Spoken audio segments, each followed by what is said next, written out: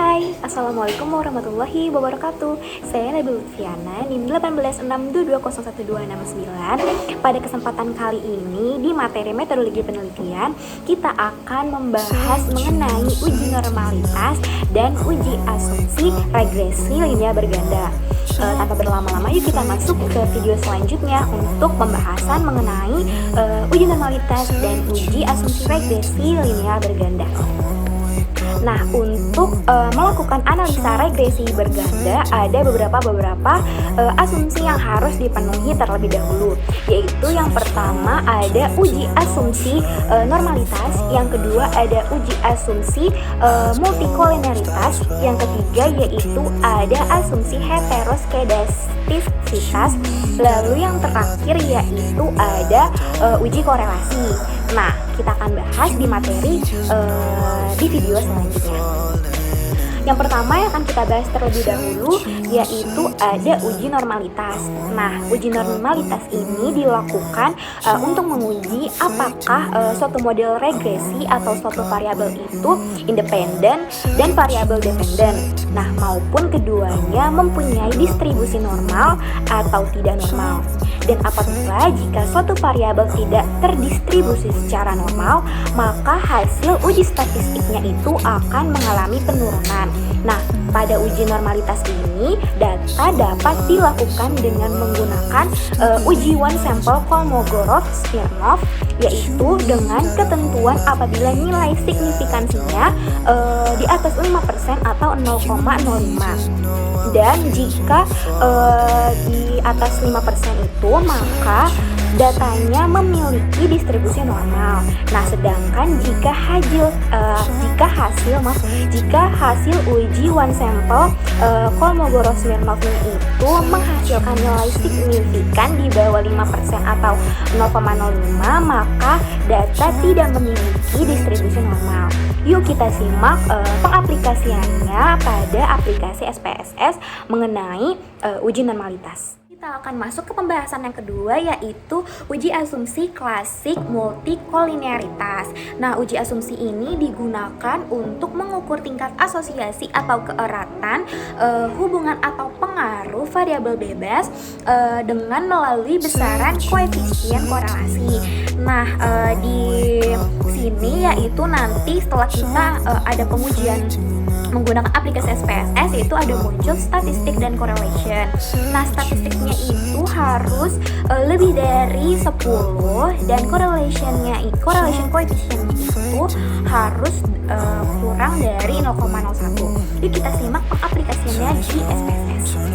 Nah, kita masuk ke pembahasan yang ketiga, yaitu mengenai uji asumsi heteroskedastisitas. Nah, pada uji asumsi ini, persamaan regresi berganda perlu diuji mengenai sama atau tidaknya varian dari residual yang diobservasi antara observasi yang satu dengan observasi yang lainnya.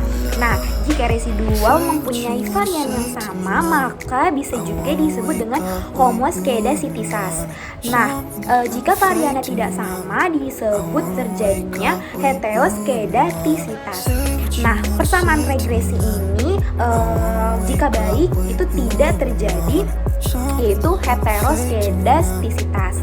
Nah, analisis uji asumsi ini juga pada hasil output SPSS melalui grafik scatter plot antara Z prediction atau ZPR ini itu untuk variabel bebas sumbu X sama dengan Y hasil prediksi, dan nilai residualnya SRESID yaitu merupakan variabel terikat sumbu Y sama dengan Y prediksi dikurang Y real. Nah, homoskedasitas ini terjadi jika titik-titik hasil pengolahan data antara ZPRED dan SRESID itu menyebar di bawah ataupun di atas titik origin atau angka 0 dan pada sumbu Y dan tidak mempunyai pola yang tertentu atau abstrak. Yuk kita simak pengaplikasiannya di aplikasi SPSS. Nah, kita masuk ke pembahasan yang terakhir, yaitu ada uji asumsi klasik autokorelasi.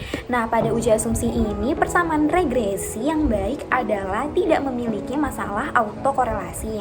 Nah, jika terjadi atau jika adanya autokorelasi ini, maka persamaan tersebut menjadi tidak baik atau tidak layak dipakai prediksi. Nah, yuk kita simak di pengaplikasiannya pada aplikasi SPSS. Nah, yang pertama kita akan membuka aplikasi SPSS terlebih dahulu dan pastikan kita ada di sheet variable view. Lalu untuk datanya kita menggunakan data seperti pembahasan sebelumnya. Nah, di situ ada hasil penjelasan dan ada yaitu ada X1, X2, X3, dan seperti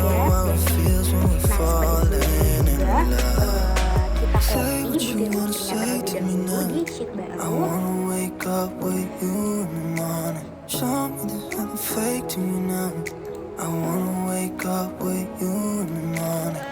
what you wanna say to me now.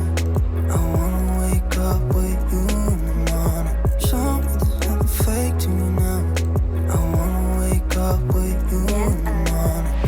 We can do nothing at all. Setelah ini kita copy lagi ke SPSS. If you're stupid then you know there's nothing wrong. You and me got a whole other meaning, I don't know how. You and me just know how it feels when we fall. Desimalnya tetap aja, nggak diubah. Dan integernya yang tadinya 0 kita ubah semuanya jadi scale. Nah, setelah diubah semuanya, kita lihat ke sheet data. Nah, udah kita kembali lagi ke data yang ada di Excel.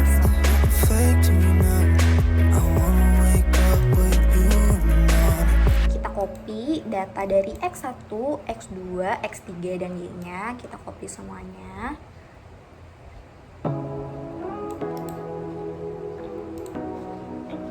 Kita paste ke SPSS-nya. Nah, sudah seperti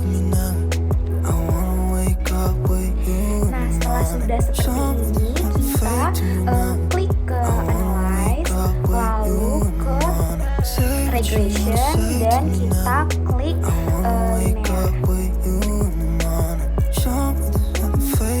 Nah, lalu di sini ada Dependent dan Independence.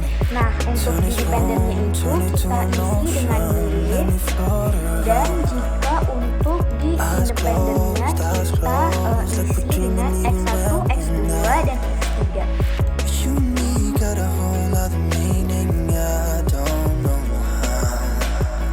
Lalu kita selain kita klik plot,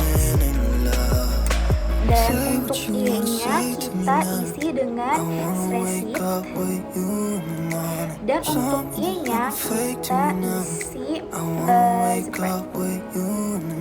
spreadsheet. Nah, di sini kita checklist histogram dan normal probability plotnya. Lalu continue.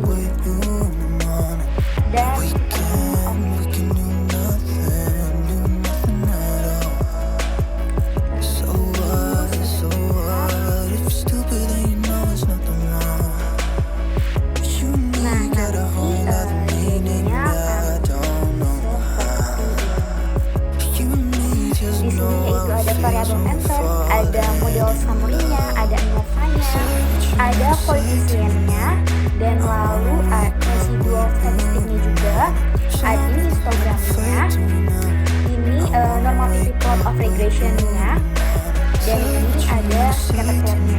Dan yang akan kita bahas kali ini yaitu histogram dan normativity plot regression-nya. Nah, di sini histogramnya berbentuk seperti kerucut dan mengarah ke arah kanan, yang berarti histogramnya ini itu normal datanya. Dan di sini juga di normativity plot regression-nya itu butir-butirnya ini diagonal, dan ini juga berarti untuk datanya itu bersifat normal. Nah, sekarang kita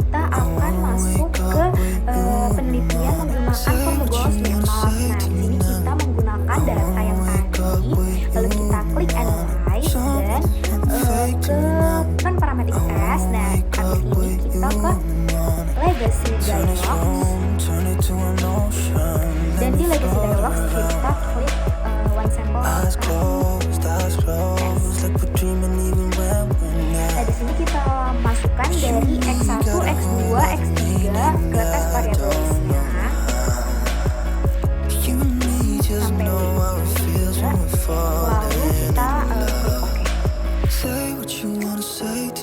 Nah di sini muncul one sample Kolmogorov Smirnovnya, dan di sini tercantum kalau seperti yang kita bahas tadi, kalau misalkan menggunakan analisis Kolmogorov Smirnov itu data harus di atas 5% atau 0,05. Nah di sini datanya itu sudah lebih dari 5% atau lebih dari 0,05. Dan di sini juga tertulis ada kata-kata test distribution is normal. Lalu kita ke pembahasan yang selanjutnya. Nah, kita masih menggunakan data yang tadi seperti ini. Secara awalnya juga sama, masih ke analyze, lalu kita ke regression dan kita ke linear. Lalu di linearnya juga sama, dependennya masih, independennya pun juga masih X1, X2, dan X3. Nah yang membedakan itu jika memangkas tadi kita klik plot, lalu pada multi-collinear test ini kita klik ke statistik. Nah di statistik ini kita klik covariance matrix dan collinearity diagnostics. Lalu kita klik continue dan OK. Nah, di sini kita ada muncul koefisien. Nah, seperti yang kita bahas sebelumnya, jika statistiknya itu atau VIF itu harus lebih dari 0,01 dan si collinearity tolerance itu harus lebih kalau misalkan statistik VIF-nya itu harus lebih dari 10 dan collinearity tolerance itu harus lebih dari 0,01. Kita lihat X1 dari VIF itu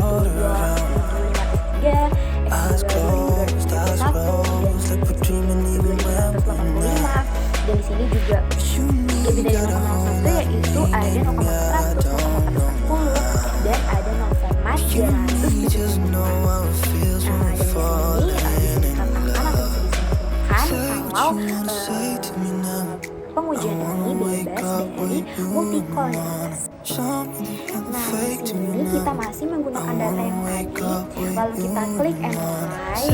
Ini caranya seperti dengan uji normalitas. Lalu kita ke regression, linear. Ini juga masih sama, dependent dan independennya. Dependennya masih Y dan independennya itu masih X1, X2, X3. Lalu kita ke plot. Ini juga masih sama. Kalau misalkan Y itu SRE, SID, lalu kalau yang X itu ZPR, ED. Lalu kita ke klik. Ini juga masih histogram dan normal probability plot. Lalu kita klik OK. Nah, muncul seperti ini.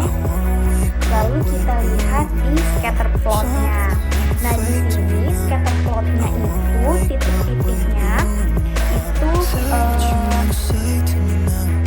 titik itu menyebar secara acak, bentuknya itu abstrak, lalu titiknya itu menyebar dengan baik di atas 0 dan di bawah 0. Dan berarti dengan model scatter plot yang seperti ini tidak terjadi hetero pada model regresi pada variabel dependent dan independennya. Lalu ini data yang kita gunakan itu masih sama, yaitu kita klik analyze, lalu kita ke regression, habis itu linear. Dependent dan independennya itu masih sama, dependennya itu Y dan independennya itu X1, X2, X3. Lalu kita ke plot, ke statistik. Nah di statistik itu kita checklistin yang estimates, Durbin-Watson dan model fit. Continue dan OK. Nah, di sini di model summary ini terlihat ada Durbin Watson. Nah, Durbin Watson-nya itu 1,563.